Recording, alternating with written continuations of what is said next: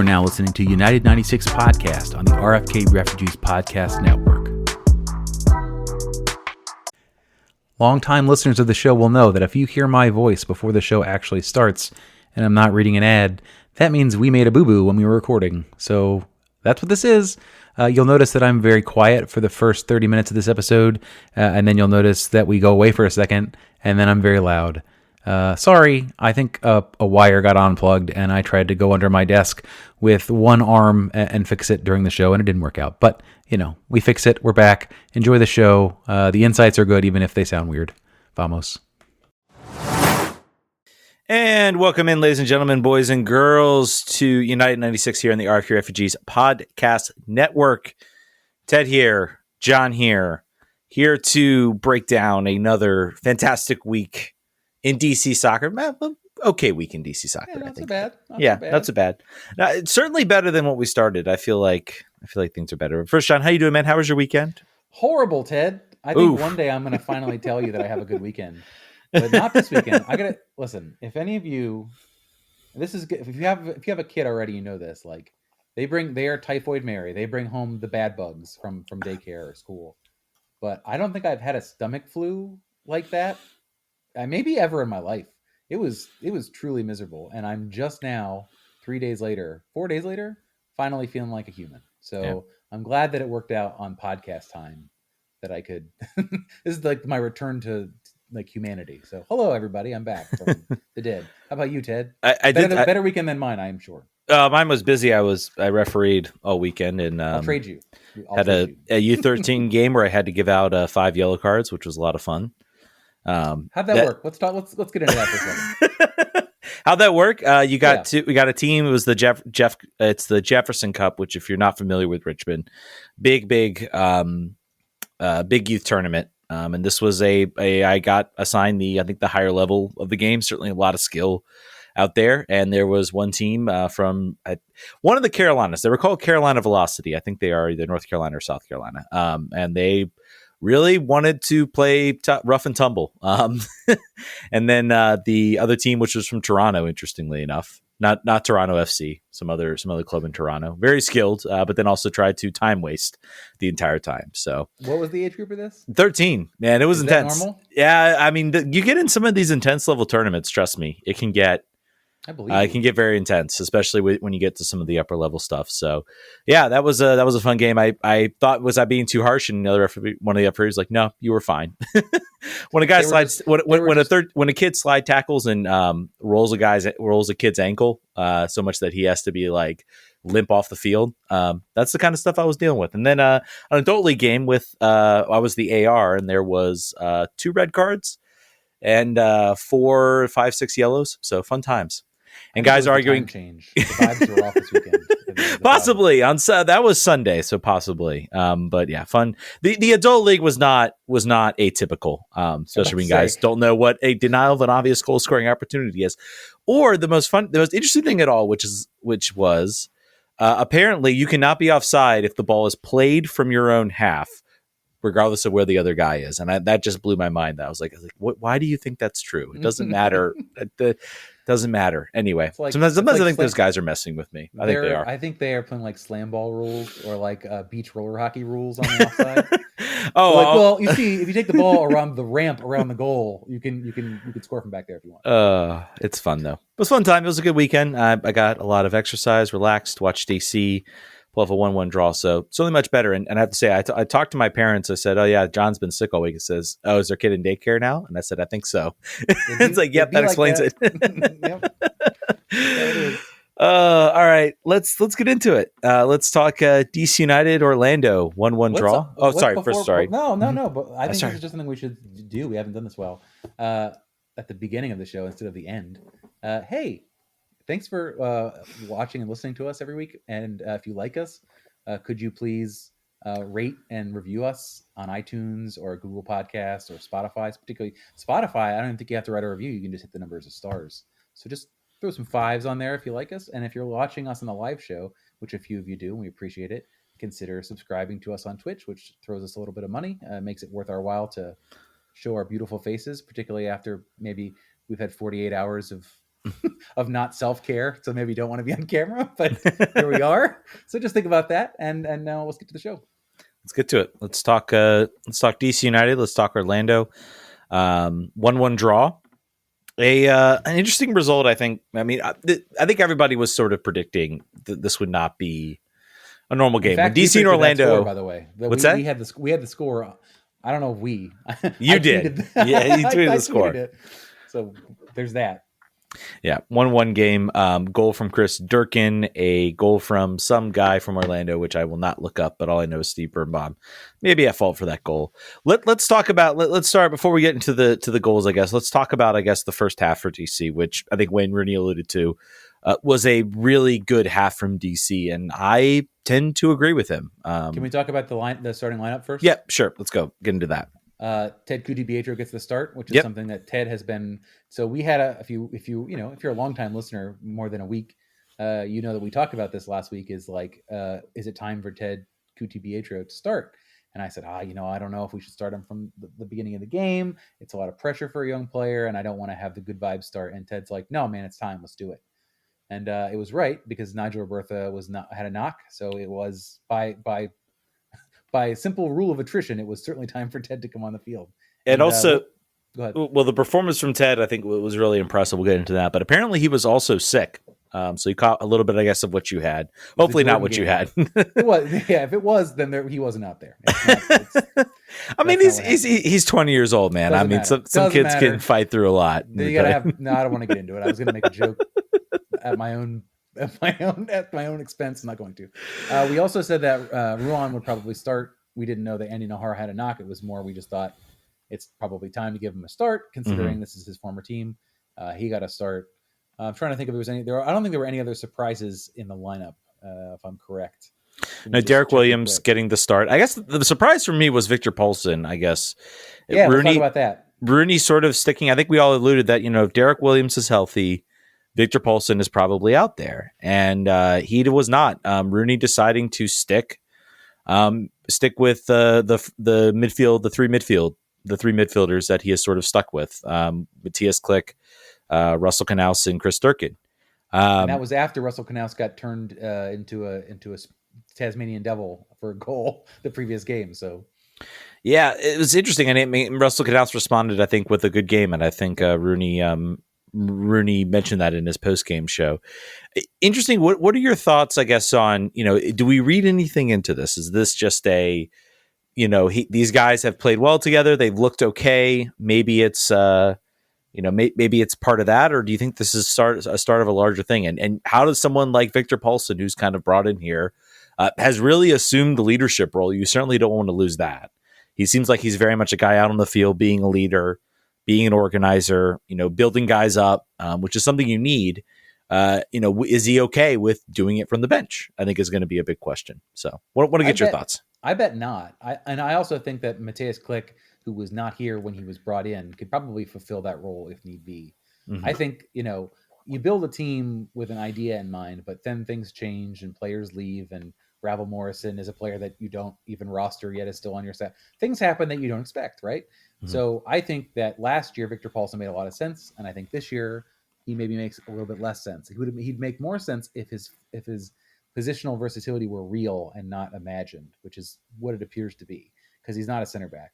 That's not going to happen. No. So that means he's got one place on the field that he can really excel, and unfortunately, that is the spot on the field in which we are the most deep, with players that should all be starting and getting deeper, which we'll get into that in a little bit. So I think it's entirely possible that you see this team try to move on from him in the summer window, and then you try to find leadership in other places. Nothing against him. I think it's just a matter of this is how it's shaken out. They definitely did not intend, or were not planning, a Matthias Klick addition in the following year, and that sort of midfield pivot player, and also having a healthy Knaus, which that's stupid to even say out loud. I've now jinxed him. I've now definitely jinxed him. But yeah, I think it's entirely possible that he is not the fit that he was when he was signed, and you might, from a roster flexibility / salary cap specific, you might see him move in the summer.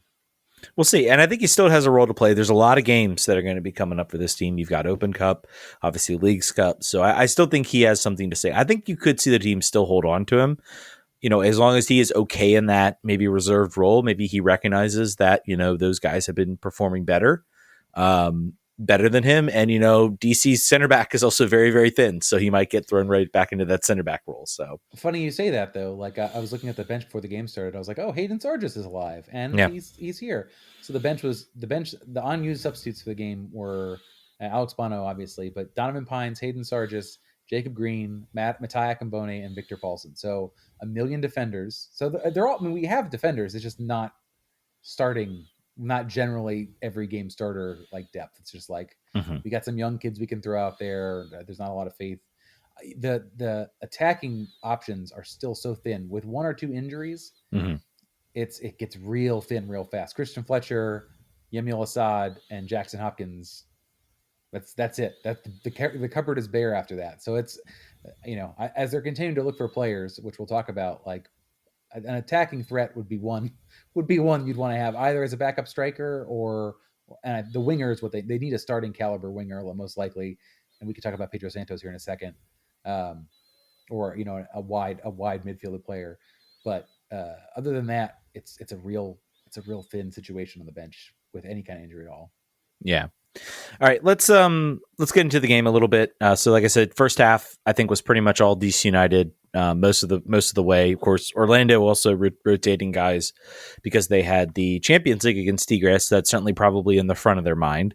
So, an opportunity I think for DC, and I think we got to talk about why I think we're okay with the result. I think we have to acknowledge that this was a little bit of a missed opportunity at home against a team that has a much bigger match on their mind this week. This was an opportunity to go out, pick up 3 points. You look at the schedule and you look at sort of, and I know we're early on, but I kind of took a look at the standings and like, all right, where is everybody? Where is everybody starting? You're starting to see maybe the beginnings of where the formation is and where the teams are falling sort of in the standings. And I got to say that some of the teams that are below us right now, I think could potentially be better than what they're showing. And some of the teams, I'm not really seeing anybody above us that I think they're overperforming. They'll drop down. So I think we have to look at this as a missed opportunity to pick up 3 points. It's early, but it is a missed opportunity. I guess let's get to I want to talk about the main point of discussion. I guess where I'm a little conflicted is Christian Benteke. I want to talk about him. Elephant in the room. It's he is brought in here to do one thing, and that is to score goals. And so far he has 1 goal, which was nice. He got a PK, which again I'm sort of a PK opportunity that was overturned by VAR, I should say. Rightfully. And I almost saw that and I said, kind of glad maybe he didn't take that because penalties have not been his favorite thing. If he missed that like that, I think that's not catastrophic because he's got a bit more of a record than some other. I've seen.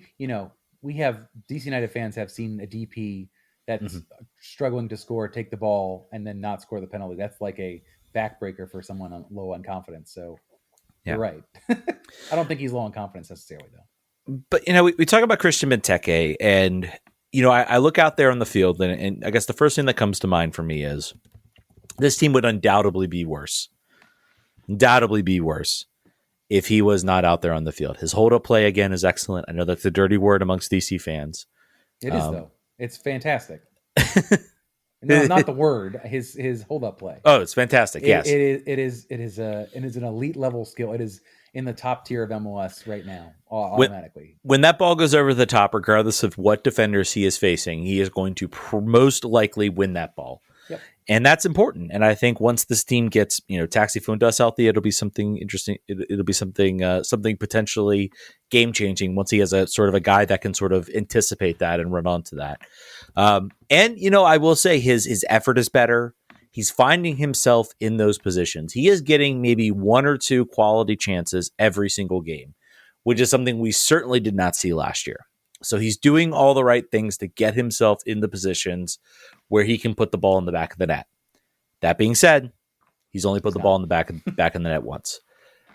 So I'm conflicted on him because, and I think a lot of fans are some are saying, oh, I'm done with him. It's been a bust. Get him out of here. And I'm like, I'm not ready to throw the baby out with the bathwater just yet on Christian Benteke. I think he still has a bit more to offer. I think he could potentially find a goal scoring form. With goal scoring, I think it's all about confidence.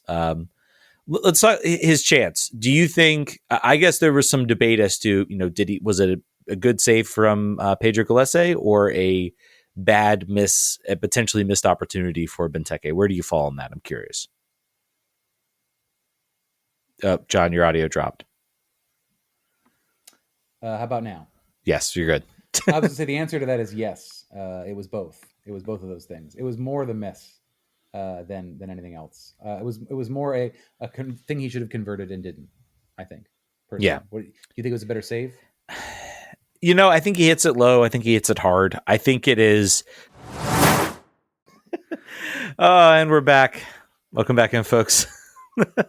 United 96 on the RFK Refugees Podcast Network. If you're listening to the live stream, this will probably all be stitched together on the podcast, so you will never know the difference. John. Yeah, let's talk about that. I don't know what happened. I was recording. Everyone was saying, I can't hear you. And the reason for that was my microphone was not plugged into my computer at all. So I had to get underneath my desk and pull wires out with one arm laying on my back. So yeah, fun times. Radical. All right. Let's just start over. Christian Benteke. Hi, Christian Benteke. Let's start that whole thing. So Christian Benteke, obviously generating chances. I think he's moving well, but he hasn't put the ball in the back of the net. John, what are your thoughts? Am I wrong in, I guess, maybe thinking that we need to give him more time? Has he had enough time? Oh, he's definitely not had enough time. He still has no actual wingers serving the ball. He's getting chances, so the quality of the service is pretty good. You're contracted to this guy for a couple more years. B, no one better is going to walk in the door. Yeah. C, there's no back. So really, it doesn't matter if you're happy with it. We all have to make peace with our own gods about the fact that Christian Benteke is going to get 9 chances to score a game, and he might score one of them. And right now, he's not scoring. He's not feeling this. One would be great. Yeah, again, I think the fact that he's getting the opportunities is an improvement over last season when he was not getting those opportunities. So I have a hope. I have a hope that he finally, he gets enough of those chances. Pedro Gallese still made, I think, some really nice saves in this game. I think kept Orlando alive. I think maybe a little bit of a lesser keeper lets that shot in. So I don't think it was great placement. I don't think it was fantastic placement and just an amazing save by Gallese. I think it was certainly savable. But I think he's still getting in those opportunities. He looks engaged. He looks invested. I think all of those are positive things for him moving forward. And I think if he gets hot, I think he'll find the right streak. We talked a little bit about Teku DiPietro again playing with an illness, which made it more incredible. I thought there were moments where he could not find the game sort of early on. I don't think he was really much of a factor. And then he kind of started to get space, get more opportunities. The team started to find him a bit more. And, he has probably the second best chance of the game, sort of a low shot that Gallese gets the save to. I think Ted does as about as well as you could have expected with that, a low hard shot. That's always what you want to look for. And again, I think maybe a lesser keeper that's a goal in DC United or 2-0 up. Any thoughts on Teku DiPietro and how he looked? Yeah, man. We said already the fact that he was sick. This was this Jordan game. He could have scored there in that opportunity that you just cited. It was good that we found out later that he was sick because, like you said, he started to heat up right as they took him out. And I think usually the way that works is the coach would be like, "Hey, you're coming off in the 60th minute. Give me all you got there in the last 5 or 10. Give me what you can give me." And then he did. So the challenge was. The drop off after Yamil Assad came on was, I think, pretty high, right? Yamil Assad not match fit. He's not beyond match fit. He doesn't have the confidence. We saw that not in this game, but in the Columbus game where he, gave up chances to shoot or shot directly at the keeper in a very, very tame way. He's just not dangerous right now. Mm-hmm. So Ted is dangerous right now when he's on the field. So it was a noticeable drop off. But like I talked about before, looking at the bench, where else were they going to go? There was not a lot of opportunities. It is wild that one Nigel Robertha injury away from we're just screwed.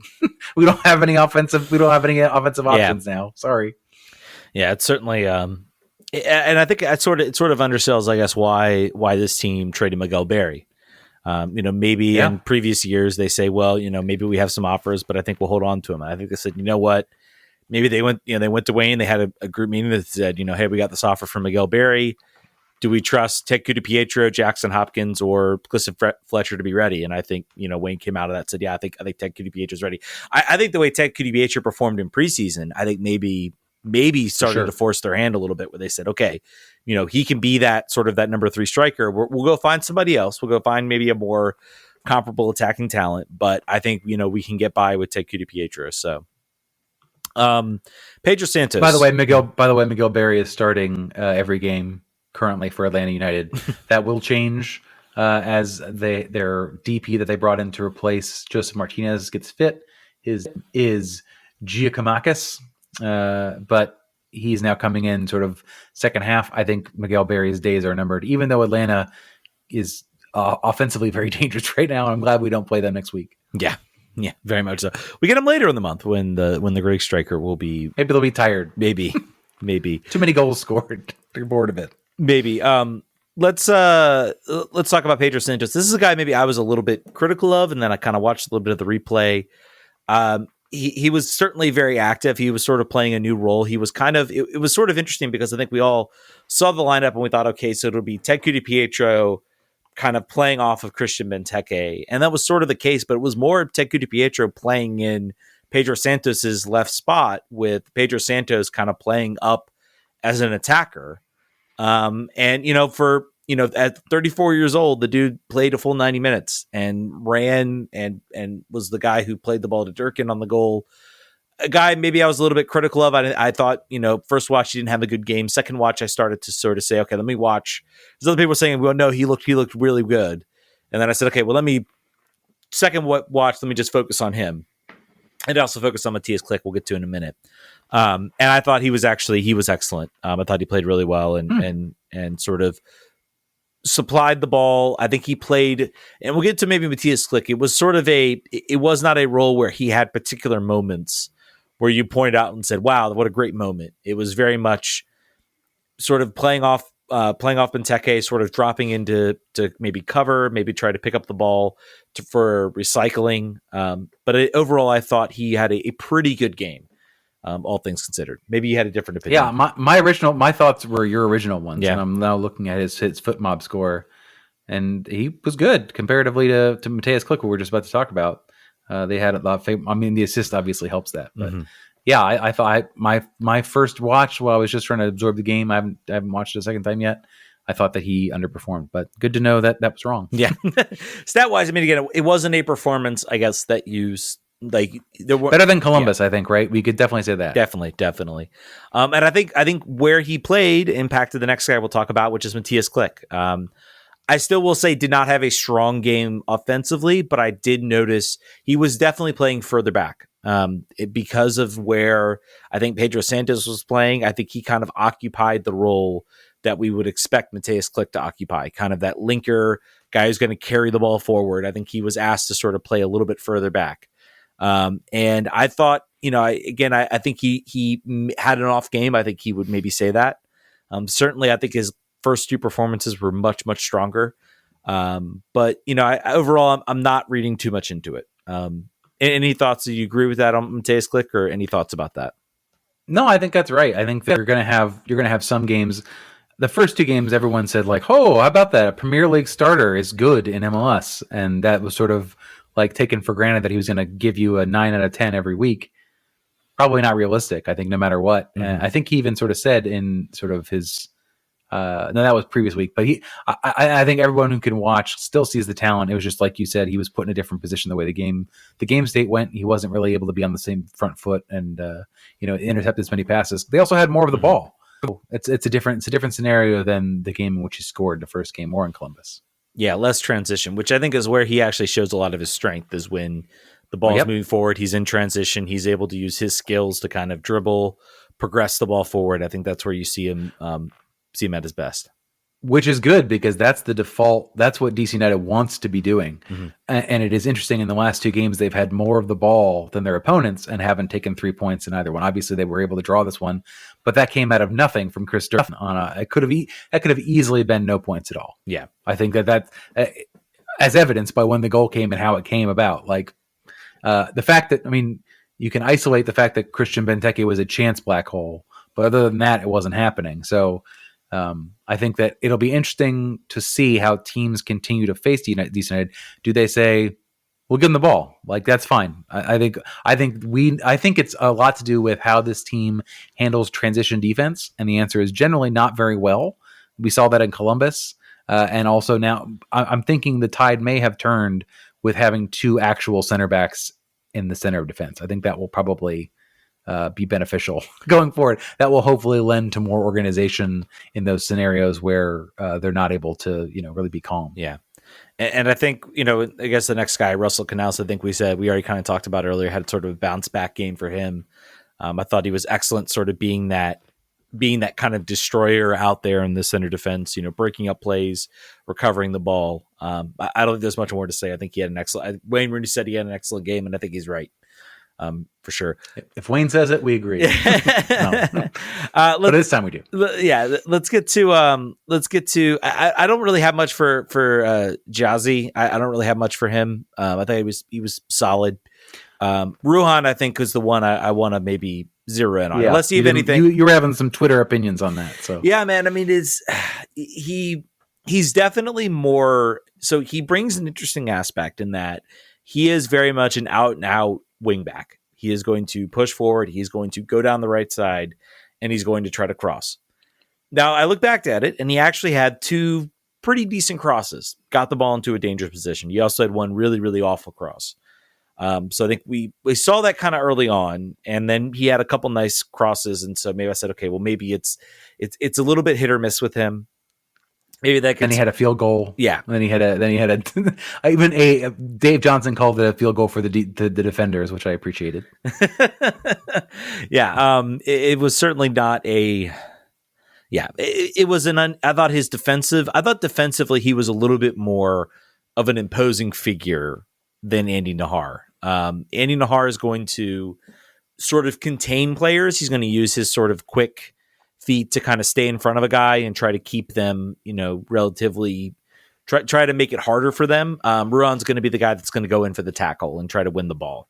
And I thought he made a couple of nice, really defensive plays. So they both sort of bring a different aspect. Andy Nahar is going to try to dribble and move the ball, sort of cut inside. I think we'll talk a little bit about Chris Durkin coming up because I want to save him for the goal.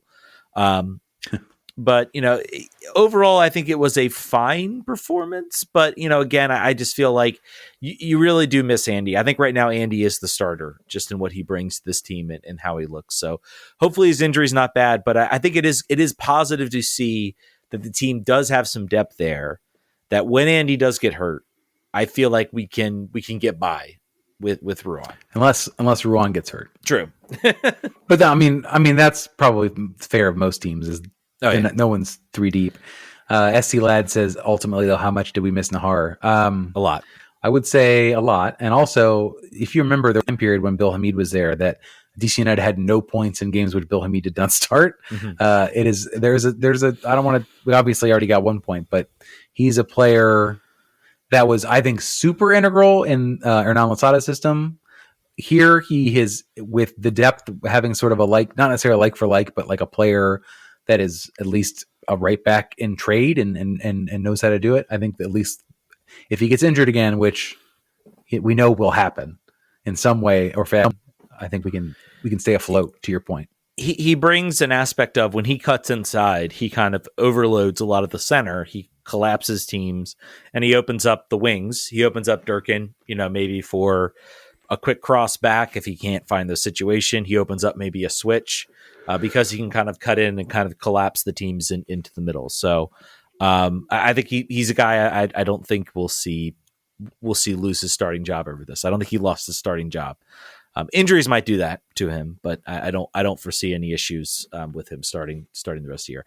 Center back pairing. We finally have our first game with two natural center backs and not a 16-year-old also playing center back. So Derek Williams, Steve Birnbaum out there. Obviously, like, we have to talk about Steve Birnbaum on the goal. He gets beat. I think there's no ifs, ands, or buts about it. He loses track of the Orlando attacker, tries to make a play on it, nearly hurts himself. Hopefully that's not a big issue. Yeah, it was an ACL for a second there. Yeah.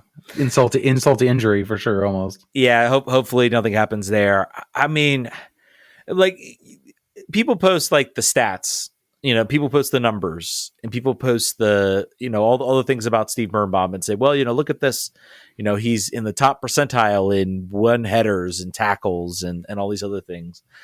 What is it about him, though, that it seems like every goal this year, you look at it and you say, oh, that's Birnbaum's man. He should be marking. It's like, it's moments that I feel like is missing. I don't really know what to make of it. You know who it reminds me of? And it's kind of funny, is it reminds me of Donovan Pines, and that there will be moments where he'll look great until he looks horrible. And Steve Birnbaum will look great until something happened and a goal results, and you'll find him on the ground, or you'll find him spun the wrong direction. And it's a small sample size here. We're looking at 3 games, and he's only started 2 of them. So let's hold the rest of judgment for a little bit and give him another chance here, a couple more chances. And again, similar to Benteke, there is not another MLS starting center back caliber guy walking in the door here in the next week. Mm-hmm. So live with it until July at the very latest or earliest. But it is funny how he keeps finding himself in these situations. And maybe, I don't know if he's being targeted. I don't know if it's just a matter of, this is the way the goals are presenting. They're not long shots. They're not, it's not off of course. It's open play that just happens. There's a defensive breakdown or something. I don't know. Yeah. But to your point, the stats ain't telling the story as far as the end result, I think. Yeah, it's moments. It's moments where he is switched off, and I don't know if he's. Yeah, I really don't know. I really don't know what to say about it. I think he, skill wise, I think he still has it. Derek Williams, I thought, again, doesn't get caught out on the goal, was excellent in this game. I thought he really had a strong performance. You could see the ability of him to kind of move the ball, to make that pass. I think he made a couple nice defensive plays. Again, I thought he was really good. And Tyler Miller as well, playing sweeper keeper, which it very much seems situational. There was not a lot of sweeper keepering going on against Columbus. But I will say, I thought he looked a lot more comfortable with it. And his distribution, I think it was mentioned by one Twitter person, was like, you can see a difference. I mean, as much as I love Bill and his ability to keep players in games, I think, really, and it also helps when you have Benteke out there. You just lump the ball up in his general area and he'll win it. But, his ability to kind of, he did play the ball out to some other areas, and I think he shows that he has that skill set. And, as much as I complain, I'm like, your goal of a goalkeeper should be able to stop goals first and foremost, and then let's worry about, maybe distribution. I can see why some coaches lean to this, because, they want a guy who can, maybe give you a moment where the ball's over the top and they think they're going to try to run onto it, but the keeper's pushed up enough that you can basically clear it before it becomes a problem. So what's is her name Caitlin Kyle? Is that her name? The broadcaster MLS, Caitlin Kyle. I don't know. She was saying that one of DC United's biggest problem was goalkeeper, sort of like on their preview. I was like, nope, no, it is not. And that is not true. We're fine. He is, to your point, the distribution is better. They are now doing it somewhat on easy mode. I think Bill probably would have looked okay doing distribution to Benteke. But I'm not, he's not made a howler yet. Mm-hmm. He's not really been able to really do, and he's made a couple saves that were decent. It's just not been the few games we can't make those sort of judgments on anybody right now. Right. Except we can make positive judgments on a couple players, and there's lots of everybody else that's doing poorly. You gotta the jury's out. Yeah. So I mean, it's like anything. I think it's a you're getting sort of a first look and like, okay, you're kind of, I think for these first 3 games for DC, it's kind of like where are we standing? Where are we going to stand? And is this going to be a season where we're not going to have this all together by May or June, if that? And then maybe are we looking at another long season, or are there things together? And I think so far, like my early impressions are they're a lot further along than I thought they'd be. They look organized. They look, again, the possession style, which I was surprised at how much I don't like it, because I'm like, you can't play a possession style unless you have players that are good enough to do it. And so far, they seem like they are a team that's able to get it down, able to make it work. They are recycling the ball when they get a chance. They recover it. They then recycle it very well to sort of create that next opportunity. So they have all the pieces, I think, for this to be a successful season. It's just a matter of, can they get healthy? Can they get some more bodies in? And we'll talk about that in a minute. But let's get to the goal scorer. Go ahead. Sorry. Yeah, get to a position where you do not have 6 central defenders on your bench. That will be a sign. That will be a good yardstick of improvement. Yeah. Absolutely. Let's talk about one of those central defenders, and that is Chris Durkin, who had himself a game, getting called out by a pitch pass. You just called him a central defender. Central defensive midfielder is what I meant. What I meant to say. I'm like, we need another. We could play. Maybe we can move another player to center back. I like the spirit over here. I will hold that he could be a very effective center defender. In fact, with his ability to pass, it could be really important. Yep. But he is right now sort of reserved into that sort of 8. I think really that 8 type. But he's really an 8. Out there, he's a guy who's going to push forward, and he has, I thought, had an excellent game. Again, I think he again is a guy. I think there's a lot of players out there that I'm just like, man, he's very effective at what he does, sort of getting the ball, recycling the ball. He is playing out right, and people seem to say, oh, he's not a winger. I'm like, yeah, well, he's not. That's not what he's being asked to do, and we talked about this in the show a lot. I think it's great for him that he gets a goal, probably a absolutely first-class goal, probably the goal of the year so far for DC. Maybe Click has an argument. But I would say considering I like Durkin's better. Yeah, to the position, the outside curler, sort of out of nothing. Great goal for him. He's been kind of called out. And I thought Jason Anderson on Pitch Pass kind of brought it up. It's something I can think about. He basically, the reason he's out there is because he kind of stays out of Andy's way. He does a good job sort of supporting. He can play a ball. You see him sort of ping a ball sort of a long time, and that's a skill set he's always had. I think he is starting to put it together in a way that I think is going to be interesting to watch. And with the player we're bringing in, it raises a question about, what do you do? Because he has been so good. He was good in this game. I think he's starting to build upon it. We've had players now in the central of midfield between Mateus Click, Russell Canals, and Durkin. You got the guy we're going to talk about, Lewis O'Brien, coming in. Where does he fit? So I don't know. Any thoughts on Durkin? Any thoughts on what he plays, or just?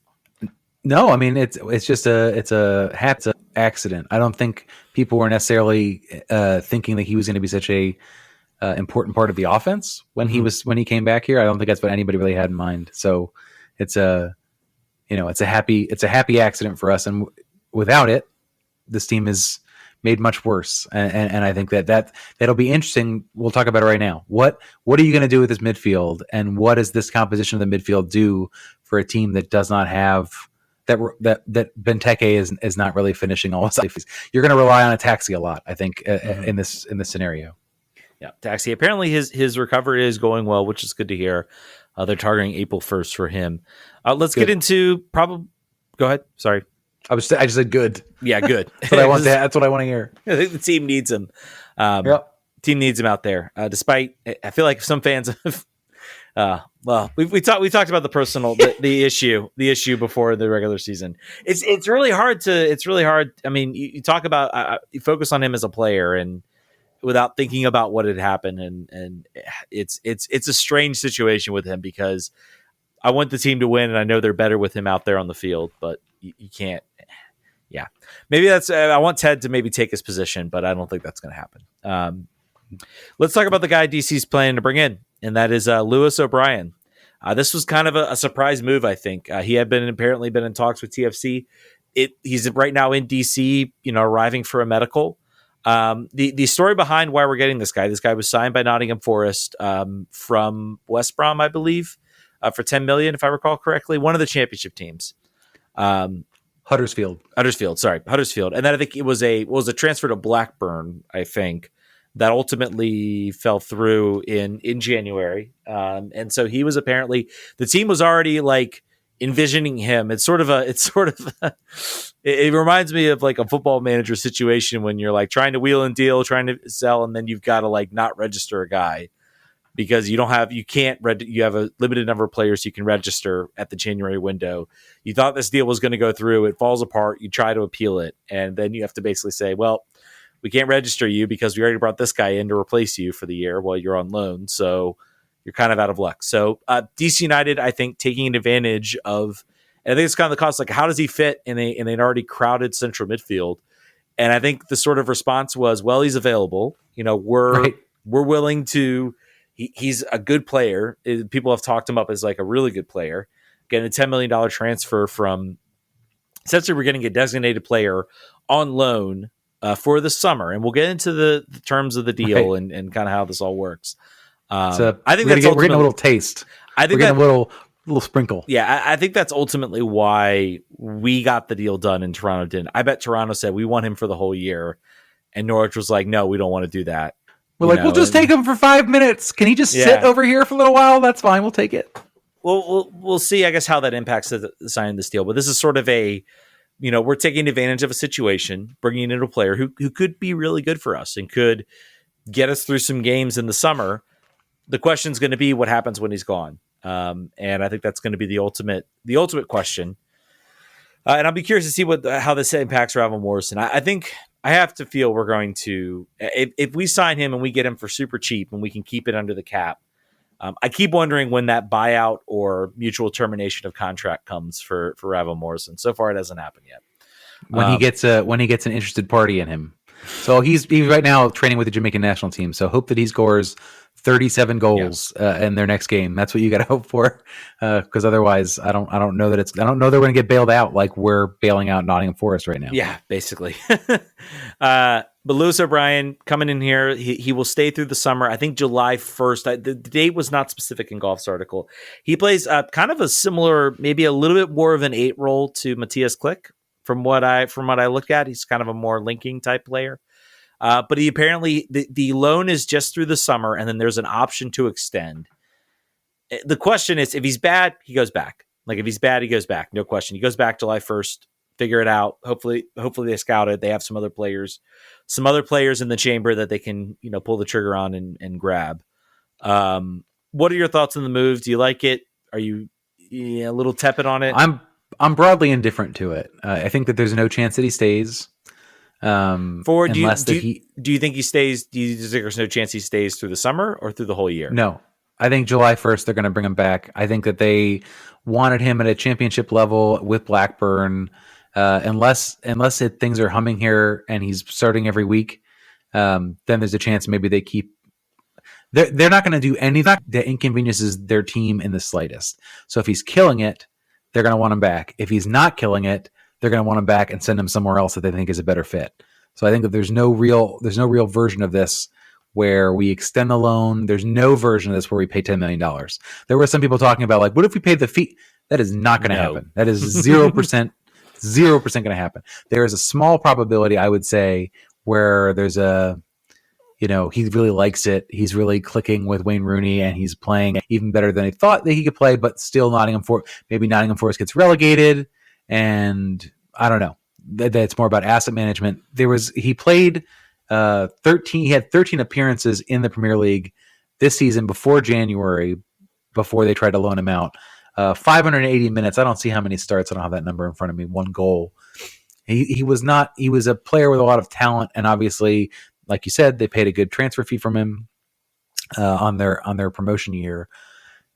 It just does not feel like this is something that's going to benefit DC United long term. This is like when LAFC got Gareth Bale for like 3 months and then he won the championship and left, except for the timeline's different. So we needed a body. We don't really need a body in this spot. That's I wish this was a striker. I wish this was a center back. It's not. I think Russell Knaus is going to sit on an ice cube for 3 months while Lewis comes over here and takes his spot if he's as good as advertised. And then in July, when he goes, all right, well, we've got depth, so we're fine. We'll have to maybe look somewhere else if we want to strengthen it. That's my gut read on this without having seen the player or heard from any of the team officials about what their vision is for this. Yeah, I think you might be right. If he absolutely blows it up and has an MVP caliber year, I think there's a very good chance he goes back, and then they're like, all right, we want to make you part of our team for the premiership. We think you've graduated, so to speak. If he, or they loan him out to a championship side, which is also a possibility. Though I think he might be. There are restrictions on FIFA on like when you can sign and be loaned and how often that can happen. There might be an opportunity that he can't then be loaned back. So he either plays for Nottingham Forest or can't. I have to go back and look. I'm not sure what the they're also only 2 points clear of the relegation zone right now. Yeah. So something to keep in mind. Yeah. So I mean, I think this might actually be a case of if Nottingham Forest stay up, then I think there's a chance we might keep him for the year. If they go back down, I think there's a very, very good chance that he comes back and he plays for Nottingham Forest. So they try to go back up. So, but then he's on potentially on Premier League wages. I don't know what his wage contract. If they signed a contract that had and I would imagine if you're Forest coming up to the Prem for the first time in quite a while, you're not signing anybody without having that sort of de-escalator clause. If you go back down to the Championship, you wouldn't do that. So I'm sure they have a way to keep him under their salary. They're sort of where they want to be if they get relegated again. Hopefully they don't, because there's a lot of, I know I have a close family friend that's a Forest fan, so I don't want to make him sad. Also Ben Olsen, so we've got double reasons to care about that. Exactly. I think there's a non-zero chance he stays for the year. I don't think there's no chance he signs. Non-zero chance he stays for the year. I'd say the more likely scenario is you are right. And I said the team is scouting because he's taking up an international slot. And he will be taking up maybe a TAM deal. I don't know. I think it's going to depend on how that wage fee is, and maybe there might be terms of that contract. If they extend him, maybe they have to pay him more. They have to pay more of the wages. Could see something like that. But we'll see. He's apparently had a medical. It's gone a little bit quiet, so hopefully this is not a where's the shirt? Hashtag where's the shirt? Yeah, where's the shirt? Until he's holding up the shirt, nothing will happen. So we'll see what happens. I think he gets an opportunity to play in Rooney. Maybe Rooney takes over Nottingham Forest if they do drop down. I could see that happening. There you go. Let's think about that. That'll be hilarious. Like, not only do we lose the player, but we lose the player. They're going to bring us both. They're going to take them both. Yeah, maybe. All right. We got some news here. That's a couple things I want to touch on. I'm going to switch the order I had around. Let's talk about U.S. Open Cup broadcast.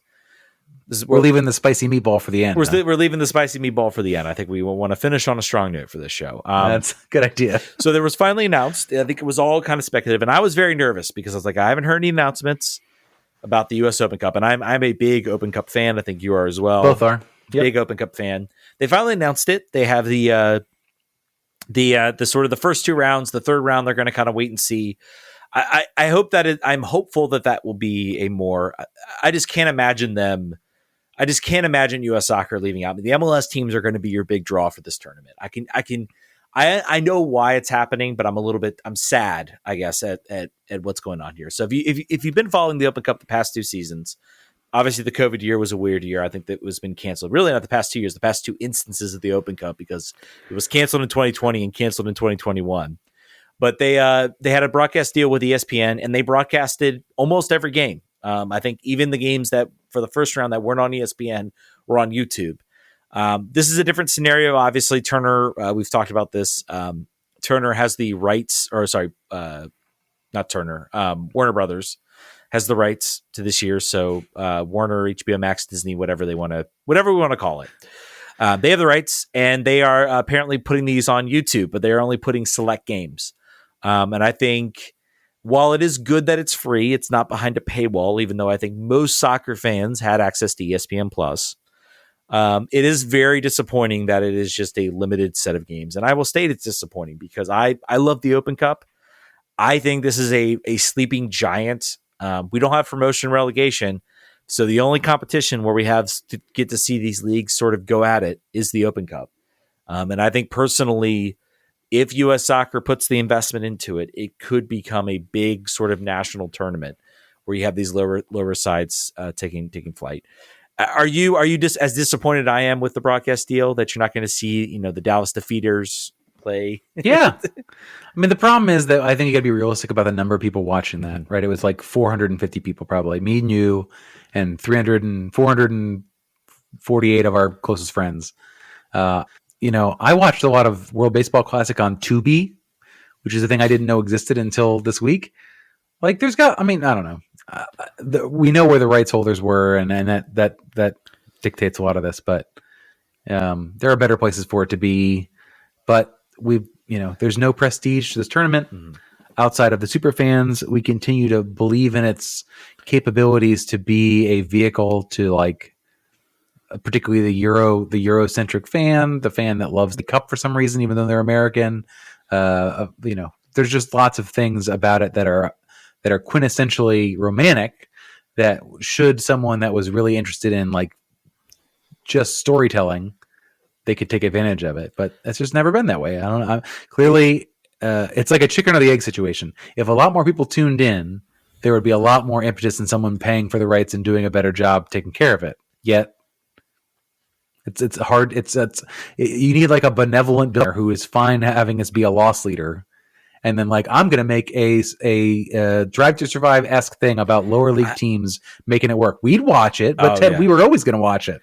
I mean, it's got to be other people. I mean, it is one thing I could see if someone put in the effort to go to some of these, like, I mean, and I think you would need, the problem with this is, like, Drive to Survive can invent stories. MLS could invent stories. They've got these teams. They know the kind of storylines they want to do.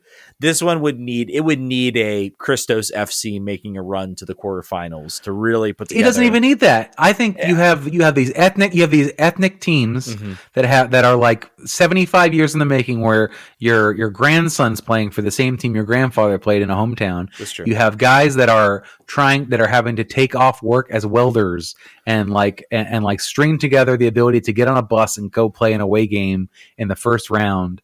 You'd have to spend the money to do it, but there's humans all up and down the early stages of this tournament. I think it's easy. I think it's just a matter of money. Yeah.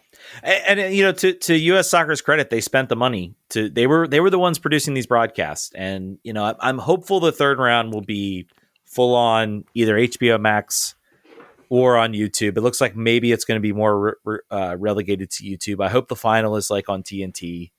I still think this tournament has something to say, and I'm just a little bit disappointed about that I won't get to see all the matches, because it was kind of fun watching some of these like really small clubs try to play. I think they did highlight the right games. I think it's very clear they went after the Goliath Giants versus the Goliath versus David type of story. I know the kickers are going to be featured because they were guaranteed either the Lionbridge FC, which play at your the moderate CNU, which could be a fun one. I think producer Brian lives out in the area. That's going to be televised. They're going to have that's one of the YouTube games. The VR, so that'll be fun to watch. Producer Brian and I, with his new baby, will have to scoot over there. Yeah, yep, absolutely. That's going to be at City Stadium. That'll be fun to watch. I think a lot of Kickers fans are rooting for Lionbridge. I think they have sort of a lot of Kickers fans have gone down there for Lionbridge, so it's very much kind of a big brother, little brother type of not rivalry, but sort of companionship, camaraderie. I can't even talk right now, but camaraderie. Yes. I want to keep harping on this. Like, think about. All right. Well, I was going to say, think about what makes the Wrexham show a hit, and I think you have to take with a very giant grain of salt. It's the celebrities that are a part of this. Yeah, that is a major part of it. Okay, putting that to the side, like. That even the thing you're talking about these groups of people who could follow any team, they could be super fans of Chelsea and they can live in Newport News, and lots of people do that. But there's also a lot of people, there are a small number of people that are doing other things on their weekends. They're going out to the attendance 900 Lionsbridge versus whoever the hell, like Nova Newport FC. News apprentice school, right? Like guys that are never going to make it in the pros, but that's where people are using to spend their time, which is even more valuable than the money. The tickets are cheap, but they're spending their time because they can't be anywhere else and doing anything else while they're there. So that's a sacrifice that people are choosing to make. And I think that it's just, someone pay me to be able to, I'll go to school and figure out how to make documentaries. But from a storytelling perspective, it seems like the easiest bowling strike in the universe. Like the bumpers are up, and it just seems so easy to tell that story, and it's just not a priority for anybody. And I'm sorry, it just bothers me. It just seems so easy. Yeah. It's like it's right there. And to their credit, I think if I recall, in like the 2019, I guess was sort of the last non-COVID year, they had like certain like features that would play during like commercial breaks, or would play during, in sort of in between sort of the analysis and things like that had sort of featured some of these teams. I think it could be a cool story. It could be something that could attract soccer fans. I'd love to see him do it. Even if it's just us and 400 people that are interested, but, yeah, I'll pay for it too. Yeah. Like if you would like me to fund your Kickstarter, whatever company this is, RFK Refugees will be a proud contributor to your Kickstarter. Yeah. And I think, when we're talking about, we talk about pro rel in this country and we talk about how it doesn't exist. You talk about the FA Cup. The FA Cup's importance in England is very, very much down. And there's no secret and coincides with the growth of the Premier League. Like the Premier League has basically sucked up all the attention in England. And the idea of, if you ask fans in the Championship, if you ask fans in the League One, League Two, which would you rather do? Would you rather make the Premiership or would you rather win the FA Cup? I think most fans would say, I want my team in the Premiership. I want to make the highest, and that probably wasn't the case, 20, 30 years ago, that the FA Cup was a big deal. We don't have promotion and relegation here. And so I just feel like this tournament could be a mechanism by which you can kind of, if you could really go in and say, you know what, we are going to attach some serious cash. Like we're talking like 10 million for the winner. 10 million. I was just about to say $10 million. 5 million for the runner up. And then, you know what, not just each round you make it, the values go up to where like you make it to the semifinals, you get $1 million. You make it to the final, you get 5 million plus the extra 5. I mean, you start attaching some serious money into this, and you could talk sponsored by Ford. Every player gets a Mustang, and you could talk about lower division sides saying, "Let's go out, let's find a good team. If we make a cup run, this could be something that could fund our team for the rest of the year. It could allow us to expand our facilities. It could allow us to get an owner interested enough to come in and invest and give us money that we could go get a new stadium. It could be really big, something big if U.S. Soccer starts out by putting the money in front of it. And the financials could make, you talk about that documentary, like the financials, you have this maybe this like adult league team goes in and makes a dream run to the quarterfinals and gets $250,000. Like talk about a boon for like some of those smaller clubs. So I think that could really be something that could attach sort of the money aspect to it. Could be something good.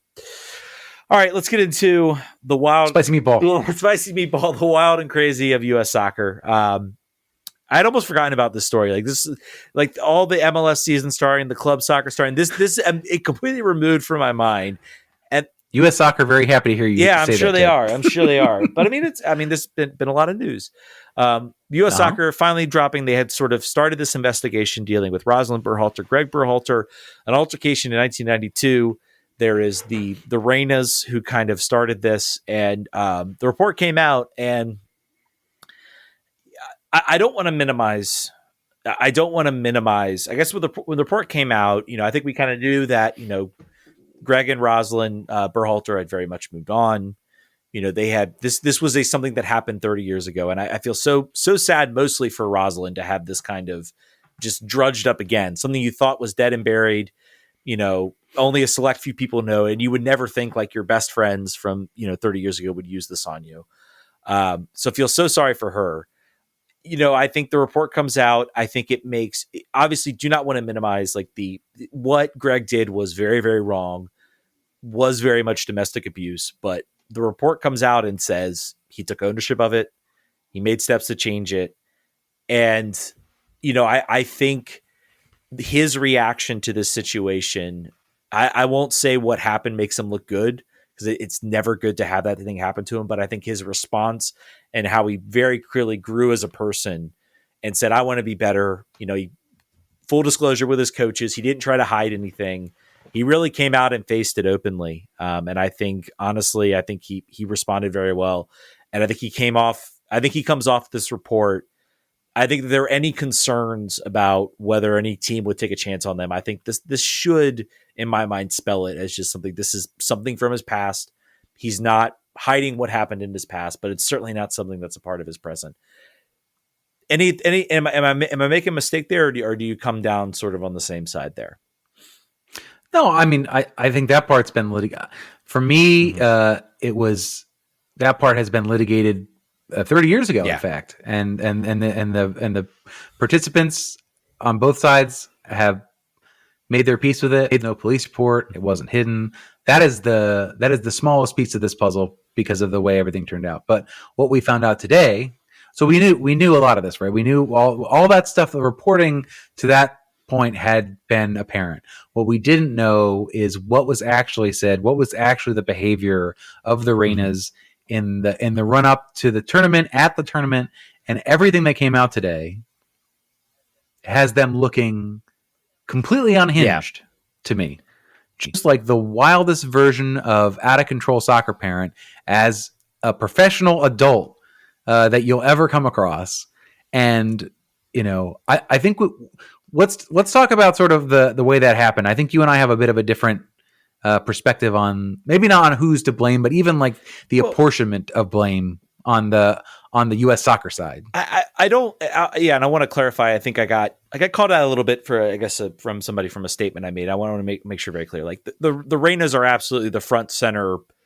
They are absolutely, the way they behaved was unethical, inappropriate. Like just the way that this came about, it's so clearly. It was so clearly an attempt. It's. I can't even think of Claudio's wife right now. I can't think of her name. Her name is Danielle. Danielle. The way Danielle Reyna very much walked right up to almost blackmail and almost seemed to be threatening to release this story. Her comments about how like, oh, I can do one interview and I can bury this guy. Like I can absolutely do. The exact quote was like his sneakers will be, him and his dumb sneakers will be out of here forever, and his floor passes. Yeah, and like it's honestly crazy. And the report makes mention that the Reynas were just not forthcoming on this, and Claudio as well. His behavior was entirely inappropriate, and the fact that this, and we'll get into where I come in as sort of being critical here, is this apparently has been a constant thing since 2016, since Claudio Reyna was a youth player. I don't want to hog the mic here too much, John. Any other thoughts you have on this? And I mean, Claudio saying like, "Oh, this game is not being taken serious. There's a woman ref out there. This can't be serious." Whoa. Like everything that came out, made this man look tiny and ridiculous. And every single parent of the players wanted their kids to play. Like every team you've ever been a part of, that's the way it goes. Should you have been playing more? Maybe. But it doesn't matter. Like you cannot change this through any means, but particularly blackmail.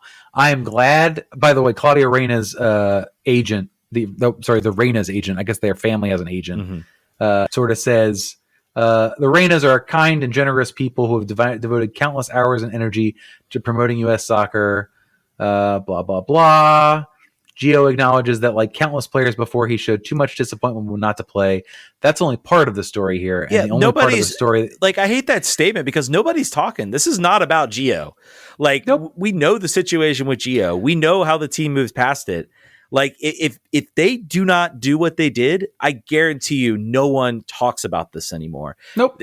This all feels like an attempt to get Greg Berhalter in trouble. And you know what? Maybe the sad aspect of this is that it might work. I do not know how you can move forward with Greg Berhalter as coach.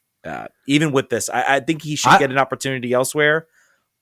But I'm not. I spitefully want him to, which is not the reason you choose a coach for certain. But the rest of the statement says this is only a part of the story, but the only side of the story the insiders chose to tell. It is disheartening and grossly unfair to see the family turned into a one-dimensional characters to progress a narrative that benefits others. Who does this benefit exactly? Does it benefit Greg, the guy that they're not going to hire? Why would they care about that? Does it benefit U.S. soccer to have this stuff dragged out and to your point, show that they tolerated his presence around them because of his storied career? They tolerated this man's grossly inappropriate behavior for 6 years or 5 years or however long it's been. No one benefits from this at all. So I think that they are wildly out of pocket. I think that they need to never be around the team again. I think they never need to be allowed in the friends and family section again. They could buy the cheap seats if they want to see their son play. But it is absurd. And I think that it's good that there has been a cleaning of house since then. Of the people that have gone, I think that, the only person I'm like spitefully wishing to see not be dragged down by this way is Greg, but I think Greg will find something else. He may be, it's fine to move on from a coach after a cycle, but it's just so, I don't know. It was maddening. Everybody I know that read this was just like, man, F Claudio Reyna and his wife. Yeah. These people are awful. And we do need to mention, I think what has been brought up is, the protection they feel they need to apply to Gio. Is it coming from the fact they lost their first son to cancer? And that, that's trauma, and that certainly has an impact. I think it is, worthy to mention that as maybe something that might be driving this. I don't think it's an excuse. They're still adults. They still chose to act this way. And, and we get into, I guess, one aspect that I don't think should be lost is Ernie Stewart and Brian McBride's role in this. And I'm not blaming them or assigning any part of the blame for them, but I think it's worth asking them if this was Christian Pulisic's mom and dad, would they have interacted with him the same way? Absolutely not. If Christian wasn't getting the playing time, maybe there would be some smites in the media, but no way would you have Christian's dad calling up, Ernie Stewart. Maybe he's met him a couple of times, but it's very. He didn't play with him. He didn't play on the U.S. national team. Yeah, certainly, and that's what we're getting at. It's these Claudio Reyna was teammates with Reyna-Berhalter, was teammates with Ernie Stewart, with Brian McBride. These are guys that they know. He knows very well, and he used that friendship and exploited that friendship to try to force a manager's hand with their son. And it's the beyond inappropriateness is that they allowed it, I guess, to continue. And, maybe there was a point, we don't know. Maybe there was a point when, Claudio Reyna and Brian McBride said, enough of this. Like, you got to stop. Like, this is inappropriate. Like, no other parent would come up to this. And, but I think what maybe supports my aspect of this is that I think Brian McBride sat down with the Reynas and said, I wouldn't do this for any other family, but, I know the Reynas and I decided to sit down with them. And to me, that just speaks to just gross. I mean, it speaks to just like, there was no, no shutdown. Like, we're not going to talk about Gio's playing time. Like, he's a grown man. He can prove it out on the field. We can talk, we'll look at maybe seeing whether that impacts us and whether we hire a new coach. He's a very talented player, but you got to stop. And I think that is worthy criticism that Ernie Stewart and Brian McBride maybe allowed this to fester where the Reynas felt they had the power to impact roster decisions as parents. And, we see, and people have talked about all the time. Youth soccer coaches have said, I've dealt with a similar situation like this with a parent. So it's funny to see it sort of on such a large scale. I think there's worthy criticism and questions for Ernie Stewart. Why did you allow this to happen? Why did you allow this to grow so much? Like, you could have put a stop to it. You could have said, I'm not paying attention.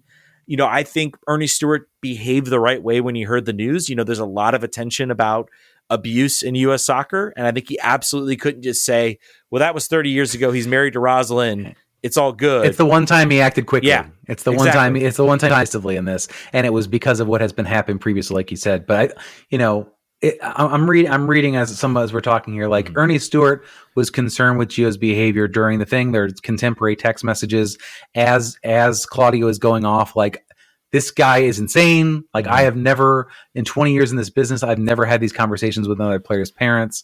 So they were like sort of incredulous about it. I think that they are. The thing I wonder here is, what did they have to lose? Did they think Gio Reyna was like, you know what, I'm not going to play anymore? Did they think that was going to happen if they were mean to his dad? Clearly not. That was not going to happen. So what did they have to lose? Was it personal relationships with a legendary U.S. player? I guess, but if he is using that relationship to trade on, inappropriate comments, on trying to manipulate and also to denigrate U.S. soccer. In this, he's talking about the fact that Gio Reyna should have had first-class travel assignments and be treated better than the other U17 players because he's better than them. It was a no-win situation from the context of, like, clearly he is a historic player in U.S. soccer history, and you want to treat him with respect, also due to your relationship with him individually. But I think from a cost perspective, Gio wasn't going to go away. You needed Gio. You know that Gio is going to be a part of this future. If Gio Reyna wasn't this player, then they probably would have told Claudio to go pound sand. Like, if he wasn't a player that has a generational talent, and kind of already is considering how he's playing. But I just think if you had to apportion the blame, just to sort of close this up, Ted, as far as the Ernie Stewart versus the Reynas, if you had to pie chart it? Who would you say is more at fault in this situation? Well, and here's another consideration when it comes to Claudio is that, he was sporting director at NYCFC and he was also sporting director at Austin. So there is the keyword. What's that? Was being the keyword after all of this. But at the time, and so I can understand, the sporting director at US Soccer does have to maintain a relationship with Claudio Reyna. I just think, and I think maybe that played a role in it. He doesn't want Claudio saying, well, hey, this wonder kid we have at Austin or this wonder kid we have at NYCFC, I'm not going to release him for youth camps. I'm not going to release him for youth games because of your treatment. It would be really petty of him, but based on what we've seen from the comments, honestly, wouldn't put it past him to do that. So maybe that played a little bit of a role. So, I mean, again, I'm 100% on the blame being the Reynas. I just think there are legitimate questions you can ask about the relationship. And I mean, it did prompt US Soccer to establish very firm, guidelines, which I think Charlie Bone pointed out, is like, how did this not exist in the first place? Like, you would think there would be pretty clear guidelines established, but I think US Soccer is in a new era that we have, a challenge, national team players, that played for the national team in the 90s now have kids who are also good at soccer and are making national team appearances. We just had a Josh Wolf's son score an absolute golazo. So this is not a problem that's going to, I think this is something that's not going to go away. So I think US Soccer was like, all right, we're not doing this again. We're going to have guidelines. Ban all dads. So I think they could have been maybe a little proactive, but again, I understand because this is very much uncharted territory. I was just thinking, like, could you imagine like George Weah coming and trying to talk to Ernie Stewart? Yeah, as the president of a country. That's a guy you got to kind of listen to. I feel like more than the general man, the technical director of Austin FC. Yeah, but you would never see it. And again, speak to that. Any other final thoughts you want to have on this, or should we wrap it up? Nope, just kick rocks, Claudio Reyna and your wife. Yep. All right, folks, that's going to do it. Again, Twitter.com/RFK Refugees. Follow us on Twitter. Patreon.com. Sorry to the live folks show. Yeah, sorry. The live show, folks. Sorry for the live show. A little bit of a rough showing. Go ahead. Also, sorry to those of you who are listening to on podcast, because the first half of this podcast is going to sound like I'm whispering to you through a seashell, and then it'll get better. So stick with us, folks. It's worth it. Yeah. All right, folks, that's going to do it. Thank you guys so much for listening. We'll catch you guys next week. Vamos.